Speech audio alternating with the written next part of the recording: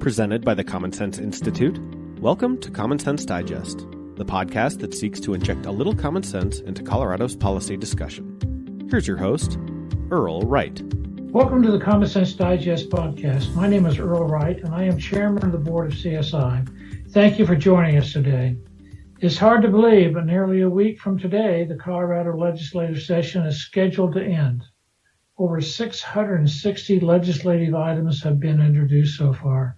The Colorado budget for 2023 has also passed, which outlines state spending totaling $41.1 billion. To put that in perspective, it's the larger GDP than the countries of Libya, Bolivia, Uganda, Iceland, and dozens of other countries.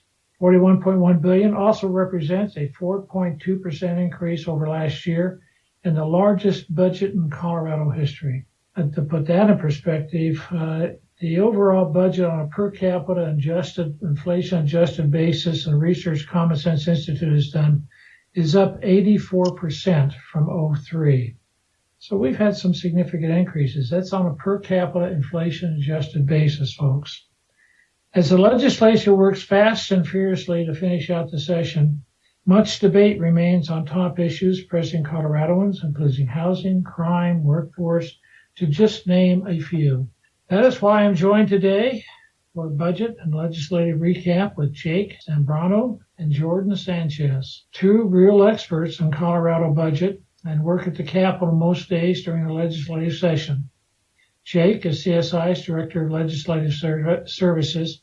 Jake, it's great to have you with us again. Welcome. Thank you, Earl. Great to see you again. Appreciate that. I'm also pleased to welcome Jordan Sanchez, the Owner and Principal Lobbyist of Sanchez Policy Works, who specializes in covering the Joint Budget Committee and also provides budget analysis for CSI.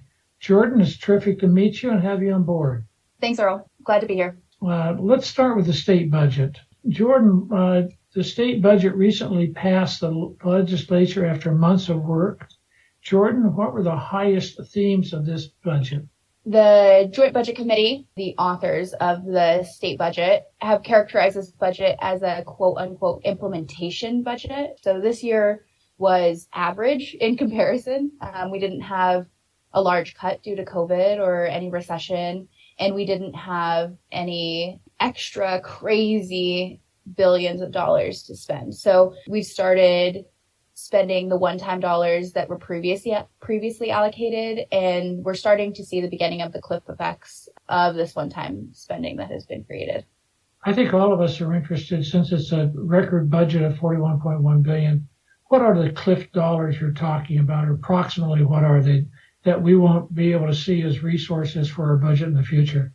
Yeah, totally. So in 2021, I believe, the American Rescue Plan Act was passed at the federal level, and that brought $3.5 billion of one-time federal stimulus dollars to Colorado to spend. The way that it was calculated was that the state could actually spend most of that $3.5 billion on any quote-unquote government services, save the few restrictions that were outlined in the American Rescue Plan Act. So no offsetting tax decreases and no contributions to pension. Then, because of cuts taken during the 2020 session when the pandemic really hit us pretty hard, there was a $3.5 billion cut in the 2020 session to the budget. That actually materialized as a $1 billion cut instead of a $3.5 billion cut.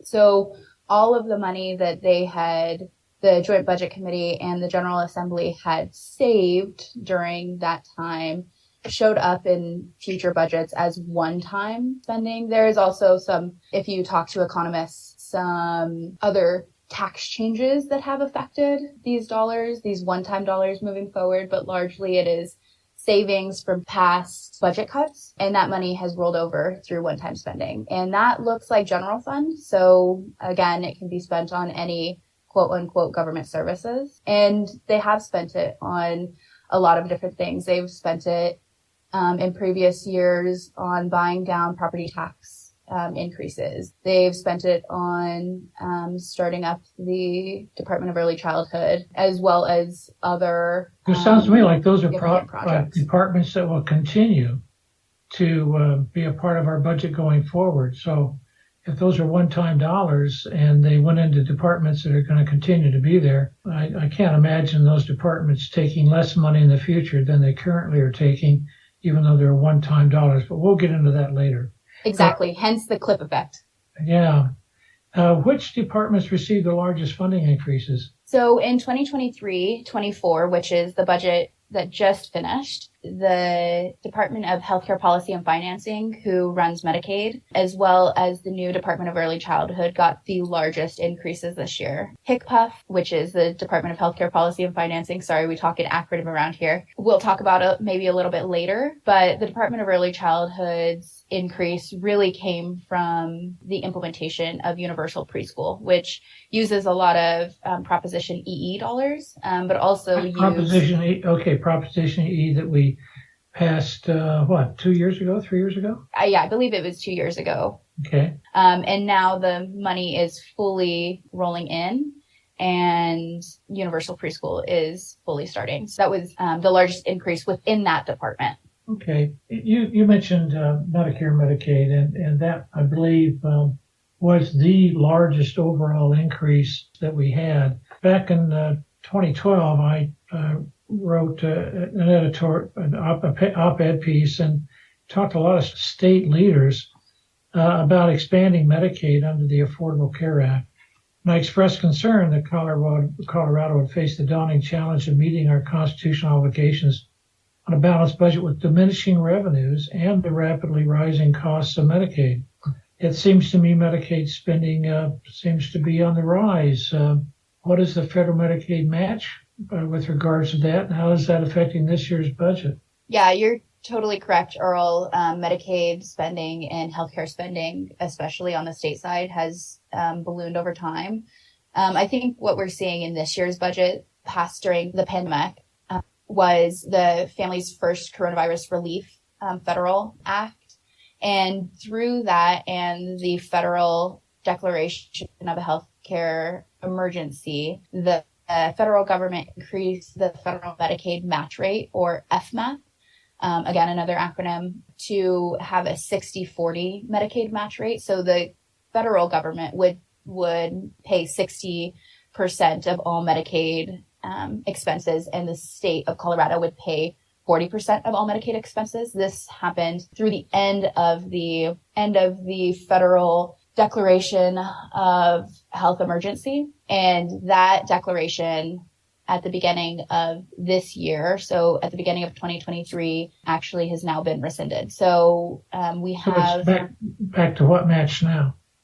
So now we're back to a 50-50 match. So the federal government covers 50% of Medicaid expenses, and the state of Colorado covers the other 50%, which is what we were doing pre the declaration of a public health emergency at the federal level.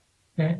Jordan and Jake, I care a lot deeply about PARA and have been involved in some of the recent legislative efforts over the last 5 years. Can you tell the audience of how PARA was addressed this year and what results we've had? You bet, Earl. That's a great question, and you're exactly right. Your involvement in the interim committee on pensions was a big part of the bill that resulted this session, Senate Bill 56 by Senator Kolker in the Senate, which trued PARA up to the General Assembly's obligation to them that they made under the hospital provider fee rewrite back in 2018, I believe, whereas the Assembly was preparing for the unknown in 2020 with the outset of the pandemic, and in part of that preparation really slashed the budget back in order to be able to stay in their minds at the time. And you have to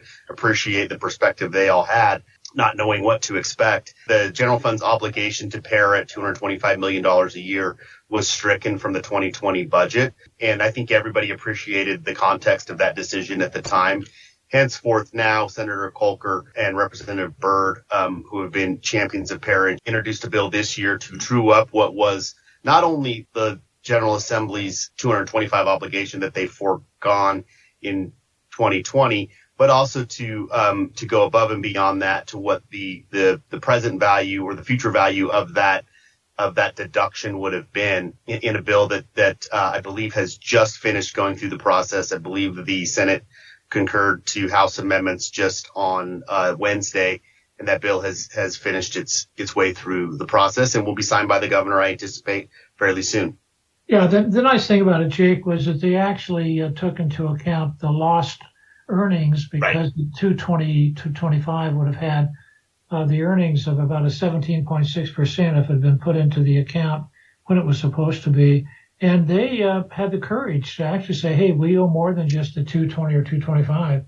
We owe the earnings too. So truing up the bill like they did, I have to compliment Representative Byrd in particular, who was the one that led that whole effort. Let's shift the discussion to reflect on the legislative session as a whole. What's the most important bill for the Coloradans that was passed this session or is likely to pass in the last week? What's your judgment? Well, there are over 300 bills this year, so picking one is really difficult. I am actually going to say one that is not introduced yet, with 11 days left in session. And that is changes to property tax. We will see what it ends up being, but even in its bare bones form, it will continue last year's 238, which brought down property taxes in the increased assessment rates that we're seeing post repeal of the Gallagher Amendment. So we'll continue to look out for what that looks like, but there have been calls from both conservative and liberal organizations calling for full property tax reform, and I believe this bill will look to put a line in the sand of where the governor's office and legislative leadership are on that. I think Jordan's exactly right on property taxes, and for most Coloradans and most Americans, their home is their most valuable investment and their own little slice of the American dream. I do think that there's one other bill Coloradans probably wouldn't have known much about or really realized how it would have impacted them. That bill has changed considerably in the last 72 hours, and that is the land use bill that was introduced about 4 or 5 weeks ago. The way that our own individual communities plan for how you or I buy our homes, where we decide to make our home in Colorado, is generally prescribed by our local city council or county commission. And the proposal in the legislature would have been a monumental step change in that policy, in there being kind of a statewide overall policy on what's known as UDOs for local jurisdictions. The bill has changed quite a bit in the last 72 hours. I don't think it goes, well, I know it doesn't go as far as it did when it was introduced, but and I think Jordan will attest, and we've both done this a long time. Generally, big policy shifts don't happen overnight. They take multiple sessions of conversation, and ultimately the General Assembly arrives at a good compromise on the policy. And so I don't think the conversation's over.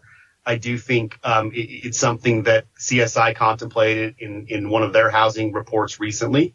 And I think that this governor is committed to continuing to work towards solutions that are statewide based when it comes to housing, because I do think, as the report found, there is an element that supports affordable and attainable housing within a policy that is fostered at a statewide level. So most Coloradans probably didn't have that on their bingo card, a bill that would have impacted them greatly. But I do think that policy conversation will continue.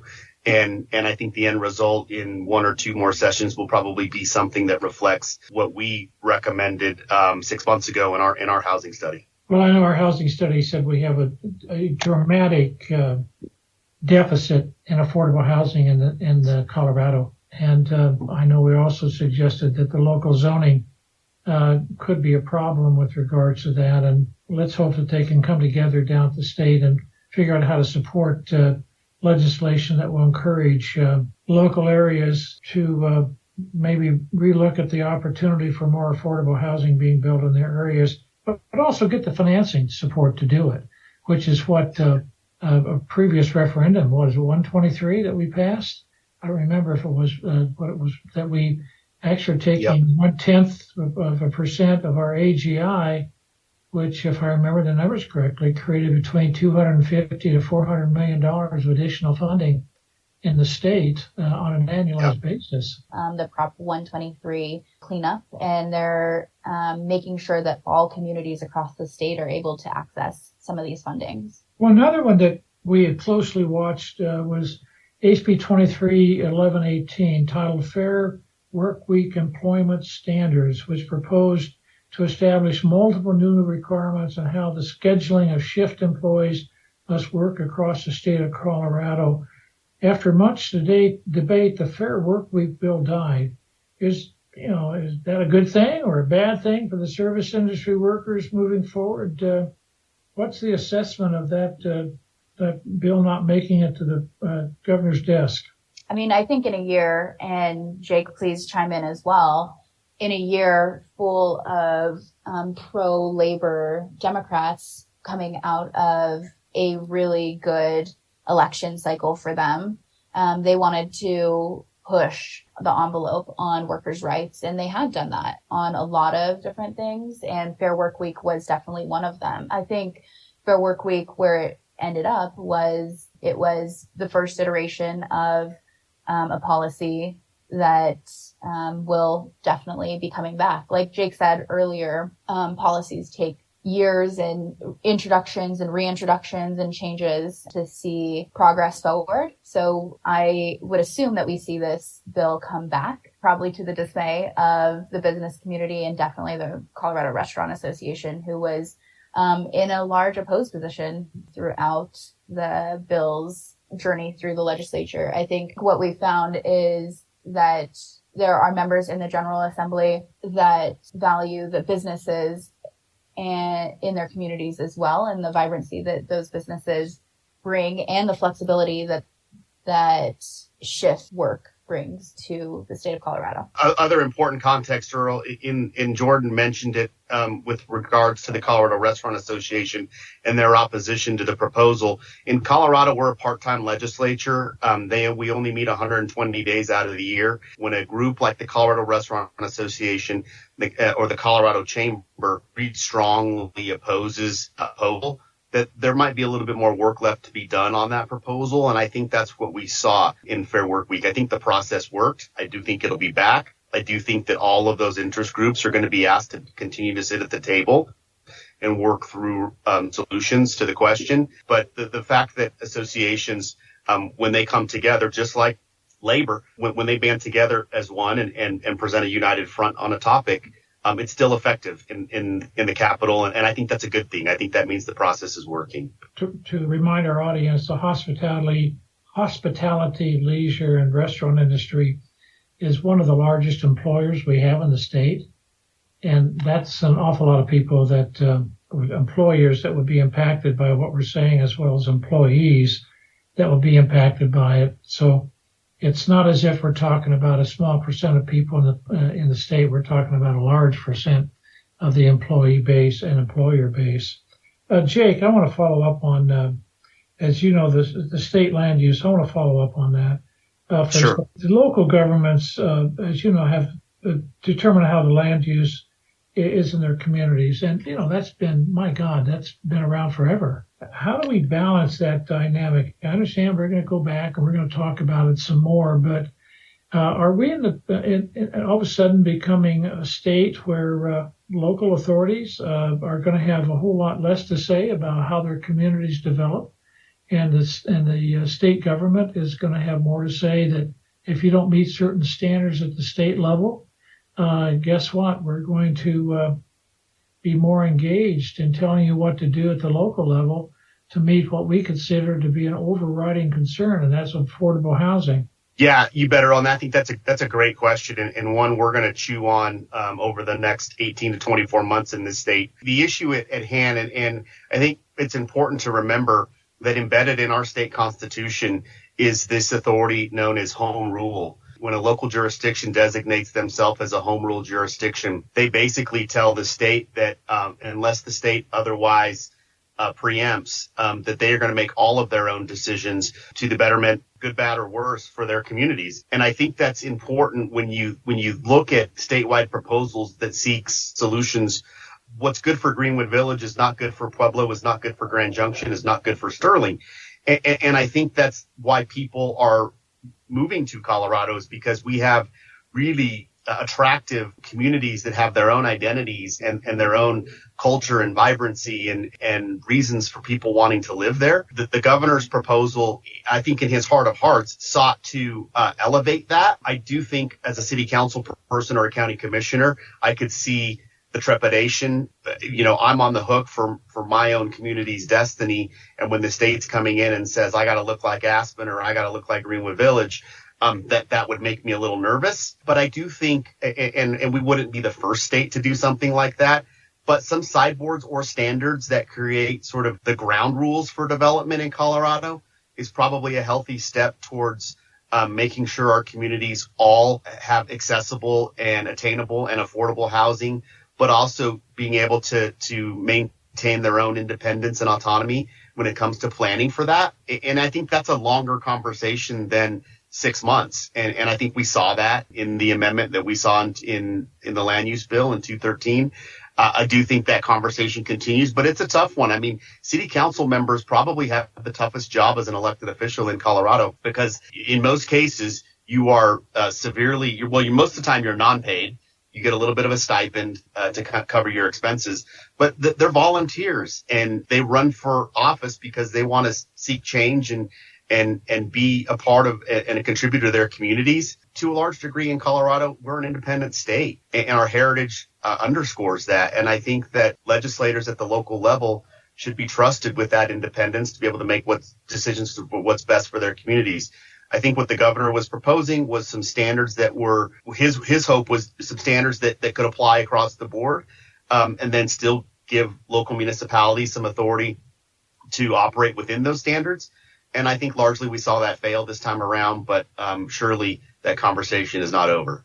Well, hopefully the city councils and the various commissions around the state will say, hey, if we don't do something, we may have the opportunity to solve this issue uniquely for our community, taken away from us. Jake and Jordan, in a few sentences, what was the theme of this legislative session, in your opinion? In a few sentences, that's a great question, Earl. So we saw controlled by the Democrat Party, by the majority party, with more votes than in the 20th and 21st century. And I don't know my 1800s history in Colorado as well, but for the 1900s and the 21st century, there has been no greater majority of one single party in our legislature. And yet we saw, for the most part, good collaboration, working across the aisle, bills that went too far, like rent control and Fair Work Week and land use, got put on pause for further discussions. The process still works. The associations in Colorado are still a very big part of the conversation. Colorado's workers and employees are very much respected and recognized in the building. And I think we can all agree, as we sort of work our way to a little bit more of a progressive state, the General Assembly still yielded a lot to the stakeholder and conversation that is the generation of ideas that then end up on bill paper, that then end up as law. So I've been doing this a long time, and everybody in that building is there for the right reasons. We may not agree on policy, but nobody's there to make Colorado a worse place than it was when we woke up this morning. So and that I always respect about policymakers. Jordan, what do you think with regards to legislative theme this session? What would you consider that theme to be? Yeah, I've been doing a lot of reflecting on this as I close up session here this year. I think in a few words, it's a house divided and a party divided. I think that happens on both sides. Like Jake has been saying, there are a lot of Democrats. We are only a few short of a supermajority here in the state. And I think that has brought a lot of diverse opinions within the Democratic Party out. And we've seen the same from the Republican side as well. And that's led to more highly contentious bills, more filibustering. And longer days here at the Capitol. And I totally agree with Jake. I think all of the legislators are coming into this work with really good intentions and trying to make everything better for the people of Colorado. And I think we are just at a point where legislators are further apart on, I think, what that means. Jordan and Jake, one of the things that I'd like to shoot, there was an awful lot of public input with regards to those bills, and public input with some with specific data to support their concern as to why they thought the economic impact of what they were talking about, legislative, would have a negative impact or unintended consequences.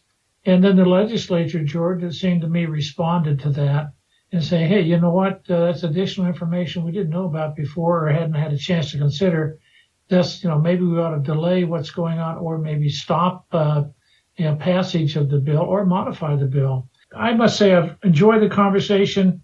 Jordan, it's been a pleasure to have you on the podcast and discussing these the topics and the legislation. Jake, it's always a pleasure to hear your insights, and you're kind of an old hand as you suggested. Any final words to leave with our listeners? Mr. Chairman, I would just encourage folks, if you're listening to this podcast, you're probably a policy wonk anyway, but get involved in the process. That there's very much an open door policy in the Capitol, and I think CSI and some organizations similar to CSI have found that when you have credibility, when you provide sound research, when you analyze facts, people are hungry to digest that information, and it doesn't happen in a vacuum. And you got to be involved. You got to get in the arena and be a part of the process. I would agree with Jake. Get involved, be a part of the process, as well as do your part within your community. I think that really trickles up